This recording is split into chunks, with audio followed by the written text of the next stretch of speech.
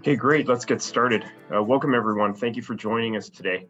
My name is Chris Cullen. I'm Senior Vice President and Head of ETFs for Brompton Funds. And I'm very pleased to be joined today by our featured speaker, Senior Vice President and Senior Portfolio Manager, Mike Clare. Mike works with our Chief Investment Officer, Laura Lau, and the rest of the portfolio management team on all of our in-house managed strategies. The majority of those strategies being covered call strategies. So Mike was kind enough to put his thoughts together today into a webinar on how to choose the right cover call strategy. We'll have a Q&A session at the end of this webinar. Just before we begin, I'm going to start with highlighting the disclaimer slide. I won't read the whole thing. I'd leave it to you to read it thoroughly yourself, and I urge you to do so. But in summary, ETFs have fees and expenses associated with them. You should be aware. Past performance of investment funds may not be repeated in the future. Today, Mike and I are going to discuss a number of things, and some of those things will be forward-looking statements about future events. Actual events or actual results may vary from those forward-looking statements. And we urge anyone who's a prospective investor or an actual investor in any of our ETFs to read the prospectus, please. And so let's get right into it. Just with that brief introduction, I'd like to pass the floor over to Mike Clare, and he's going to talk about how to choose the right cover call strategy. So Mike. Okay, thanks, Chris. Obviously in Canada here, like covered call strategies over the past year, a couple of years have become quite popular with investors. And so we thought it was an opportune time to do this presentation and hopefully educate our clients and investors on the different strategies out there around covered calls. Really the goal for today is to give an overview of covered call strategies, including some of the benefits of these strategies to both enhance income and lower volatility. There are several different types of strategies out there, including active versus passive, as well as different ways to do passive. So we wanted to give our investors a summary of those different types of strategies. We want to look at the historical performance of those types of strategies, including how they perform in different market regimes. For example, high volatility versus low volatility markets, high versus low interest rates, and during significant market events like the global financial crisis or the COVID crisis, for example. We also wanted to look at various missteps to be aware of and to avoid when using covered calls, especially when they're used to enhance income. And then, of course, we want to talk a little bit about how we use covered calls on our funds. And so really the key takeaways for today that I want people to go home with is that these approaches out there, they really can vary quite a bit. So we really do want to educate you today on the different approaches out there. And we really do want to inform you about certain missteps that we think you should be on the lookout for.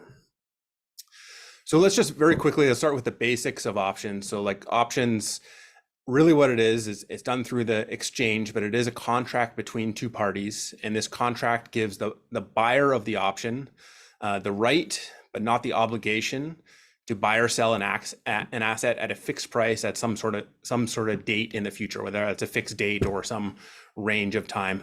Now the buyer does pay the seller a premium for this right. The seller gets to keep that premium, but then of course has the obligation to buy or sell the asset at a fixed price in the future. So a simple example of a call option, which we're going to talk about the most today, is you may have a stock trading at $100 per share, and the buyer of an option may buy an option with a strike price of $105 a share that can be exercisable over the next month. And then if the stock, of course, trades above $105, the buyer would exercise that option, and the seller would be obligated to deliver those shares at that strike price. Some of the terminology we see around options, of course, options can be American or European, where American options can be exercised at any point before an expiration date, whereas European options can only be exercised on the expiration date, but not before. And then we're going to talk a bit today about moneyness of an option. So particularly the differences between an at-the-money option, where essentially you're buying or selling a call option on a $100 stock with a $100 strike price, meaning at the money. Options can also be in the money or out of the money as well. So let's do a quick overview of covered calls. So covered calls is essentially taking a long position in a stock while simultaneously selling call options on that stock. And so the covered covered call seller essentially, owns a stock position, will sell a call on that position or various positions in a portfolio. They'll receive premiums for selling those options. At the same time that the covered call seller continues to own the stock and would receive any dividends from the stock during the period in which the call is held. And then if the option's exercised, if it ends up in the money at expiry, then that call seller would essentially deliver that underlying stock at the exercise price. I talked a bit about moneyness on the last slide. So covered calls can be done at various exercise prices. So they can be done, for example, at the current trading price, which is what we call at the money, or they could be done above the current trading price, which we would refer to as out of the money. And then it's also important to keep in mind, like covered calls can be done either on an index itself, or it can be done on the underlying portfolio holdings. And we'll get into some of the advantages of doing that on the underlying portfolio holdings rather than an index. So let's look at essentially like a graphic of what we're doing when we sell covered calls. So first, looking at like factors, there are a number of different factors that can affect option premiums, and these include things like the contract terms, for example, the strike price or the exercise date, but also market factors like interest rates and the volatility of the underlying position you're writing an option on. Now, volatility is one of the most important factors driving option premiums. So typically a stock with higher volatility, that means you see bigger price fluctuations on a day-to-day basis for that stock. Those bigger price fluctuations mean there's a higher probability that that option on the stock will end up in the money at expiry. And that higher probability of the position being in the money at expiry basically means that you need to pay the buyer of that option needs to pay a higher premium to the seller at the time you execute that transaction.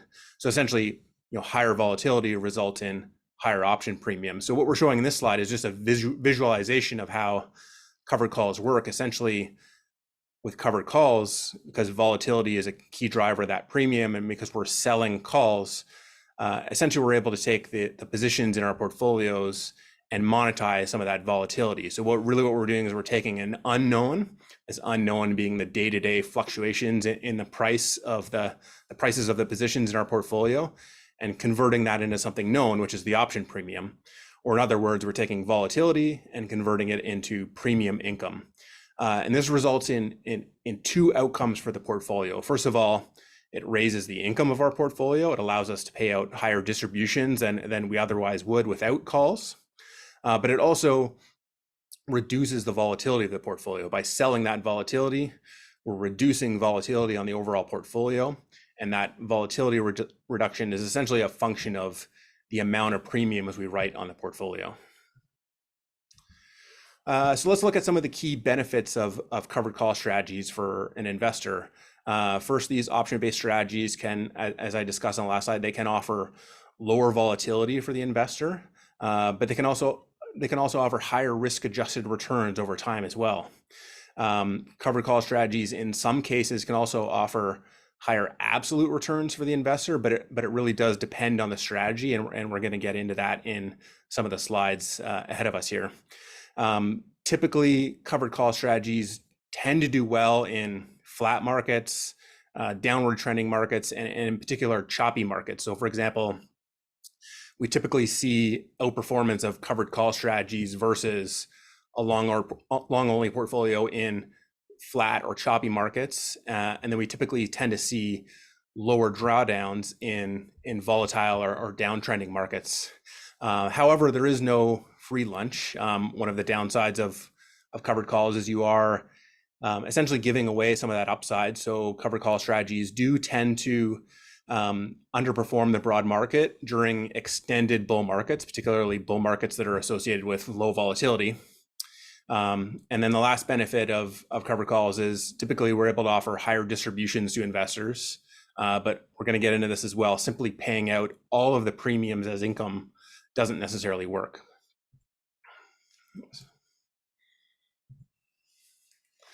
So before we get into some of the different strategies, let's just touch on why all of this works. So there's this concept out there called the volatility risk premium, which is essentially in markets, we often see the implied or expected volatility built into the option premiums we see in the market tends to be higher than actual realized volatility over time. So here we're showing this concept for the S&P 500 index, essentially comparing implied volatility in the options market minus actual realized historical volatility, and then looking at the average by year going back to 1990. So you can see that typically implied volatilities are higher than realized volatility. This has persisted across a number of different market environments, with the one exception being, here we show 2008. And so it's quite consistent. So now, why does this exist? Well, there's a concept in behavioral finance or behavioral economics called the lottery effect. Essentially, investors tend to chase outsized returns, and then they're bidding up risk or bidding up volatility premiums in the market. And then so what we see is option premiums tend to become systematically overpriced, and it then is advantageous to sell options to take advantage of those overpriced premiums. We can see this particularly in recent years, where we've seen increased retail participation in option markets. Retail investors tend to be a little bit less price sensitive, or a little more price insensitive when buying markets. So that gives an opportunity to the call seller or the covered call writer to essentially earn this volatility risk premium and enhance risk adjusted returns over time by essentially selling calls on their portfolio. Okay, so let's talk about some of the different covered call strategies we see out there in the market. Broadly speaking, two types of strategies, being passive or active. And then with the passive strategies, there's a couple of different approaches. We call it passive at the money, where essentially, you're taking your portfolio and then, every month that option expiry, passively writing on, some sort of fixed percentage of the positions in the underlying portfolio, whether that's, a quarter of the portfolio, half the portfolio, or in some cases, all of the portfolio. Then we've got a passive out of the money strategy. Typically, we see strategies where the covered calls are done sort of 3 to 5% out of the money, which reduces the amount of premiums that come in, but also at the same time allows investors to capture some of that upside before getting called away. And then we see the fully active or tactical approach. Now on the passive side, we tend to see with at the money strategies, because premiums are higher at the money versus out of the money, we tend to see these strategies result in lower volatility for investors. All strategies tend to result in attractive risk-adjusted returns. But some of the drawbacks of the passive strategies being, at the money strategies, which I'll show you, actually tend to have lower total returns over time. Passive strategies in general, of course, have the inability to respond to changing market dynamics. And I'm going to show you why that's important. Versus on the active side, we're able to respond to some of these market forces and really take advantage of covered calls when the market dictates that it's best to do so. Okay, so now let's look at some historical returns of passive covered call strategies. So essentially what we're doing here is we've got data going back to 1996, looking at systematic passive covered call strategies. So these strategies simply take the S&P 500 and then write covered calls on all the underlying holdings in the S&P 500, and then do it in a number of different ways. So you can either do it, we call 0% at the money, do it 2% out of the money, 5% out of the money, and 10% out of the money. And then here on this slide, we're showing essentially the risk-adjusted returns through the Sharpe ratio. So essentially, the Sharpe ratio being a measure of return versus risk. And you can see here, the covered call strategies have tended for investors over this time frame to provide enhanced risk-adjusted returns relative to just a simple investment in the S&P 500. So a higher Sharpe ratio means you're getting, better return relative to that risk in the portfolio. We can also see that these higher risk-adjusted returns are consistent across the different strategies, but looking at the data here, the 5 to 10% out of the money strategies tend to have looked best on a risk-adjusted return basis. Now, the reason we think this works is, linking back to one one of the previous slides where I talked about the volatility risk premium, because option prices tend to get systematically overpriced in the market. That's why we're able to see higher risk adjusted returns across a number of different covered call strategies. Now let's look at how this looks, rather than just risk adjusted returns. Let's break it down into risk versus return. So here we're showing the same strategies again, looking at across the x-axis standard deviation or volatility, and then comparing it to annualized return on the y-axis. And you can see that the absolute risk and return for these strategies does vary quite widely depending on the strategy. You also see that for the strategies that write closer to the money, so either at the money or 2% out of the money, you're bringing down volatility more so than the other strategies. That makes sense, because writing at the money, you're bringing in higher premiums, you're lowering the volatility on that portfolio, but that also comes with potentially lower total returns, even though your risk adjusted return looks good. So again, all these strategies have better risk adjusted returns, but I can't stress enough, writing closer to the money means lower risk, but also potentially lower returns. So really what we're doing with covered calls is we're not creating new return aside from a little bit of risk adjusted return through that volatility risk premium. More so, we're shifting the risk return profile. Now we've circled here, we believe like that 5 to 10% out of the money tends to be the sweet spot for writing covered calls. Because in these cases, you can essentially have, over different market cycles, you either end up with similar returns of the market with lower volatility, or better returns than the market with similar volatility. And both of those are pretty good outcomes for an investor. Now all of these strategies are good for an investor on a risk adjusted basis, but it's important to keep in mind that the more premium you bring in by writing, closer to the money or on a higher percentage of the portfolio will result in lower risk and potentially lower total return for the investor. So let's look a bit at how we might be able to improve upon some of these passive strategies by considering the underlying environment. So here on the slide, we're essentially showing, okay, we're taking one strategy, which is an index. It's this S&P 500 buy write index, which essentially just takes the index and writes monthly covered calls on the index. And then we've got data going back about 25 years here, back to 1998. And then we're comparing the returns of that covered call index versus the S&P 500, and then looking at relative returns by quarter. So you can see for the 1998 to 2011 period, which was a period characterized by reasonably high volatility, higher interest rates than we've seen over the last decade, as well as a couple of recessions in the early 2000s, and again with the big one in 2008. You can see that on average, the covered call index outperformed the S&P 500, and there were fewer instances where it underperformed in a quarter. Then fast forward to 2012 to 2022, essentially we had initially a low volatility bull market, then followed, of course, by the COVID correction and recovery. And here we saw weaker returns for the covered call strategy versus the S&P 500, with essentially more periods of underperformance. And so the reason for that is because we think in an environment characterized, first of all, by a low volatility bull market, you're not earning enough premium to justify writing those covered calls to the same extent as you are in a period of higher volatility. Also, I'd point out, in the second quarter of 2020, covered call strategies had their most significant quarterly underperformance versus the broad market. And that's because we saw, essentially the market bottomed on option expiry in March 2020.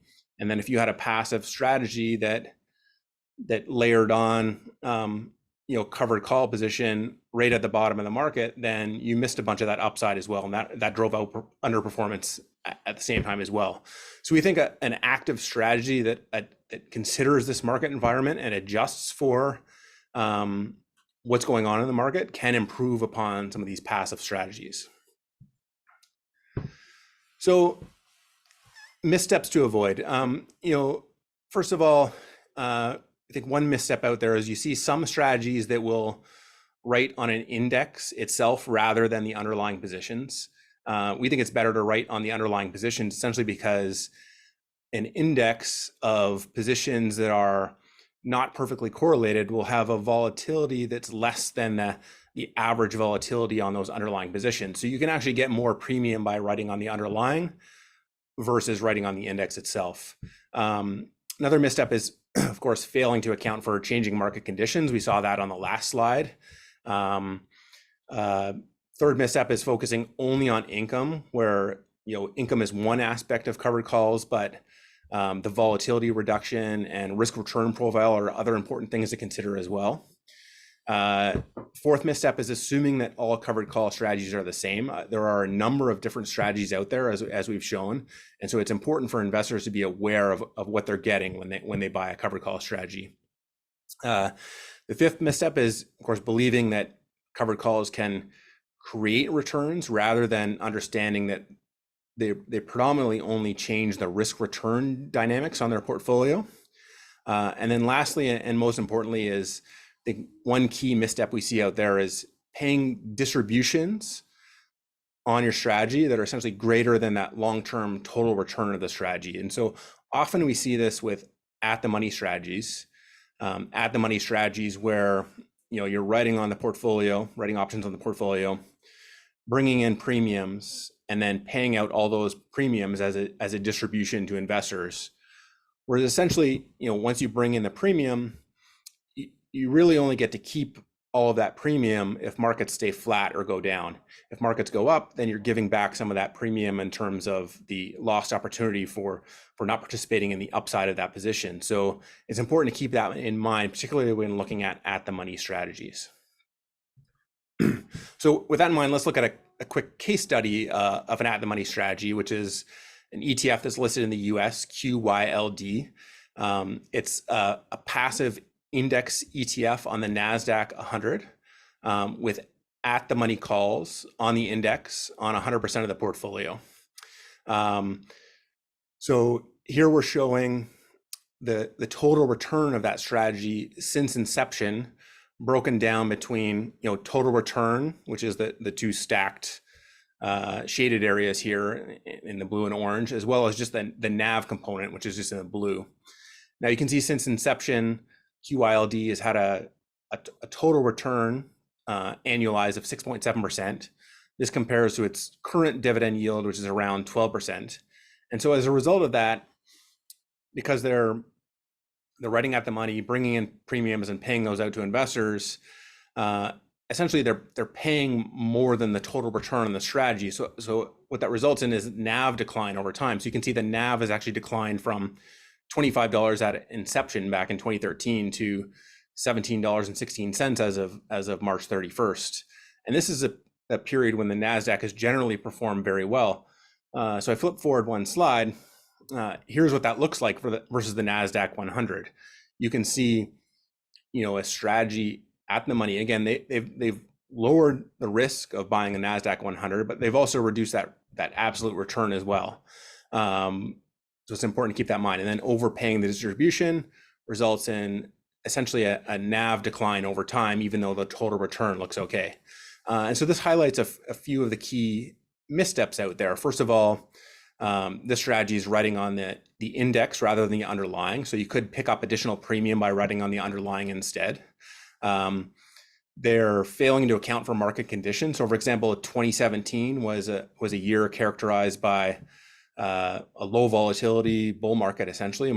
Stocks generally went up through most of the year. There weren't too many drawdowns. And so we don't believe that, premiums in the option market warranted doing 100% overwrite at the money in that year, versus this passive strategy just does that sort of regardless of the market. Next misstep is writing at the money and assuming that it's all yield when some component of writing at the money is a return of capital rather than a return on capital. And then this strategy again fails to understand that writing more and writing at the money will actually reduce your total return, not increase your total return over time. And then again, just last misstep is paying out distributions greater than that long-term total return expected on the strategy. So what do we do at Brompton? We're known as covered call sort of equity income portfolio manager, and so we manage roughly $2.5 billion of covered call strategies spread across 15 different equity mandates. It includes 8 exchange traded funds as well as 7 split share funds. We do this in Canada, the US, as well as global mandates. And our strategy, of course, is that it is the active approach. We use sort of tactical writing to generate income and reduce overall volatility. Our strategy typically writes, in that 5 to 10% out of the money range, where we think that's a sweet spot. But then we can adjust our strategy based on the underlying environment. So a year like 2017, where I spoke about, which was characterized by a low volatility bull market, we can really dial back our option writing program, participate more on the upside of the positions in our portfolios, versus 22, where we saw more volatility, higher interest rates, better premiums in the option market. We can really dial up our option writing exposure to help enhance returns, enhance distributions in our portfolio, and lower that overall portfolio volatility. So our objective is to pay reasonable distributions based on risk and total return expectations. And we think this is a strategy that is attractive for investors. It's a strategy that's difficult to replicate for retail investors, and we think that investors can take advantage of our expertise in this area. So with that, I'm just going to pass it back to Chris to summarize some of the strategies that we do have available for investors. Fantastic. Thank you so much, Mike, for a very thorough and insightful overview of the cover call writing activities that you and your group undertake for our funds. Just to keep things moving along, I do have a couple more remarks, but we'll be getting to our Q&A period fairly soon. So if you have any questions that have come up as a result of what Mike's talking about, or if you had any questions before you came to this webinar that weren't answered, please click your Q&A button, enter your questions. We're going to get to as many as we can in the time frame that we have available. So as I mentioned, go ahead and do that now, and I'll just summarize. So this is a table of all of our cover call focused ETFs. The top ETF I'll speak on in just a moment. That's BMAX. It's our latest listing, and it's an ETF of ETFs. It offers access to all of our cover call strategies that are managed by Mike and the rest of the team. For our other ETFs, they're all either sector, geographic, or they are factor focused or thematic focused, but giving some fairly specific exposures to different areas of the equity markets with cover call overlays to help to enhance income. So we've got tech, healthcare, European dividend growth, global dividend growth, North American financials, low volatility. That's been a very, very successful factor over the last 100 years or so. And we also have a real assets focused fund. So that's great for companies that invest in high value assets and tend to have stable cash flows and good inflation protection. I'll leave it at that and just give a couple of comments on BMAX, which, as I mentioned, gives overall exposure to the team's efforts in the cover call space. So this is an enhanced multi-asset investment solution. In this particular category, it's the first of its kind in that we offer both cover call equity and also quasi-fixed income exposure through some of our preferred share products. So this gives asset class, sector, geographic diversification. So the distributions are very attractive, and there is leverage at use in this fund up to a third of total assets or 50% of NAV. But we're tending to operate a little bit lower. 25% of total assets or a third of NAV would be about right for where we're operating this fund. 9.8% annualized monthly distributions. So as I mentioned, very attractive. Our ETF Facts risk rating pegs this strategy at medium. So it's about equivalent to the overall equity market in terms of the risk rating. And we're not charging a management fee at the BMAX level.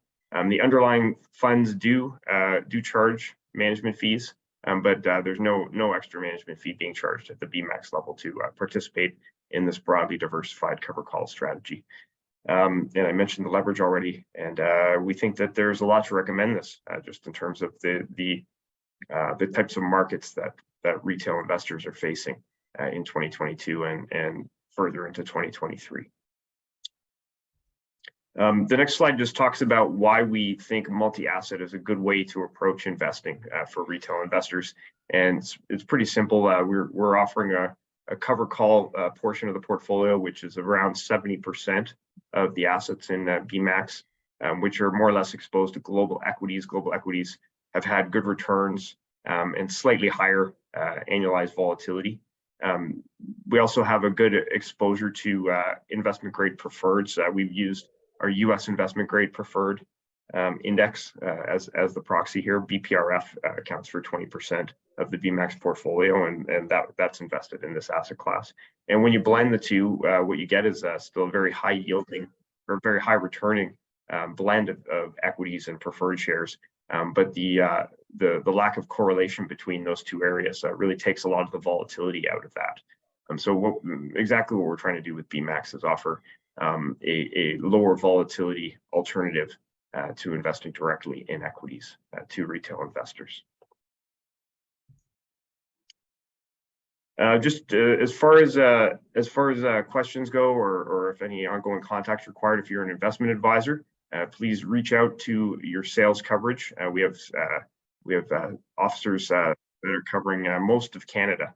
So if you already do know them, great, give them a call. If not, here's their contact details, and please get in touch and let's have a conversation. If you're a retail investor, we prefer if you call directly 1-866-642-6001 to our investor relations line, and you'll be put in contact with the appropriate individual to answer your questions. It'll likely be Daniel or Asha or myself if you get a related question here. So yeah, please get in touch with us if you have more.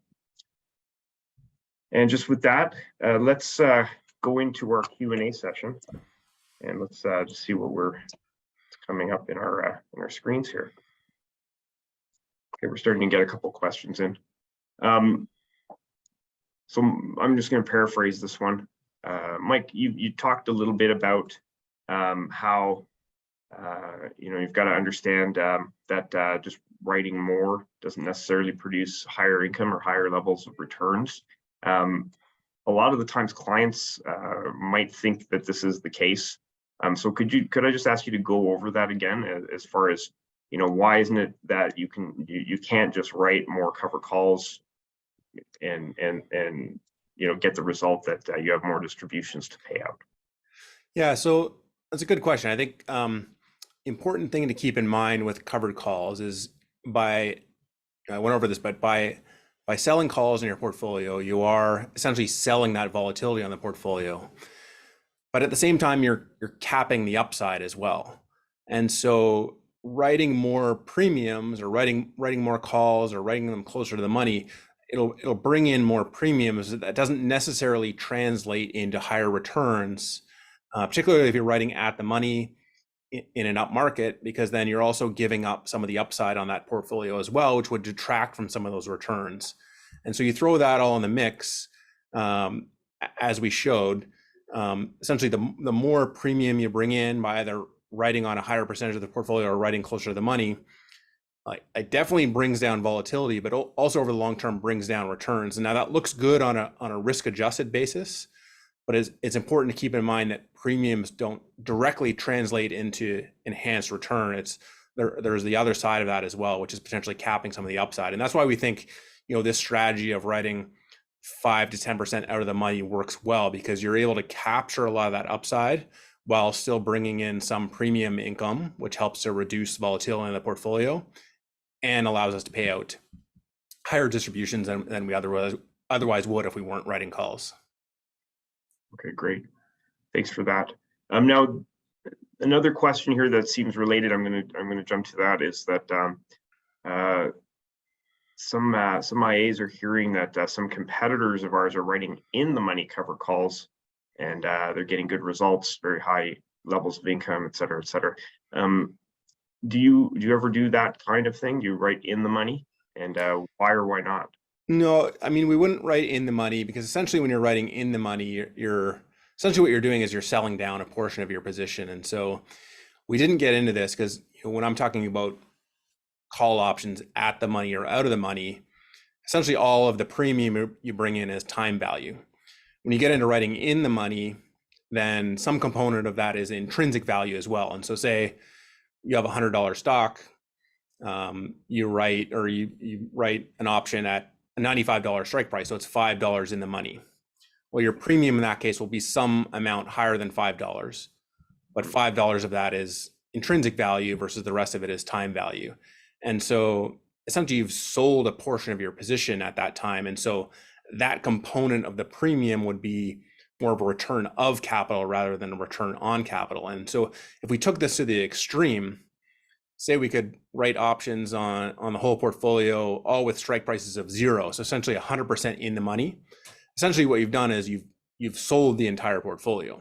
It's no different than just selling the portfolio and converting it to cash. And so it's that example, that extreme example, it's clear that that's not premium that results in a return. That's essentially giving money back to investors. So no, we don't think an in the money strategy works unless you would use it in some sort of specific situation where you wanted to sell a position in your portfolio to adjust the composition of that portfolio. Okay, so you might use it in a targeted way, but this is not a generally productive. Not in a way to enhance income. No, it'd be more for managing the portfolio itself. I see. Okay. Okay, another question. Is there a sector that gives better opportunities right now for covered call writing?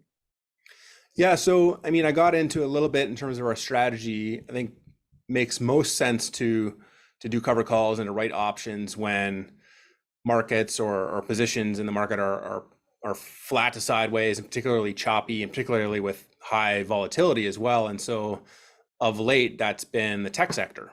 Of course, the tech sector had a really good run coming out of the COVID crisis. And then as we entered 2022 and we saw interest rates start to move higher, tech became a little bit weaker.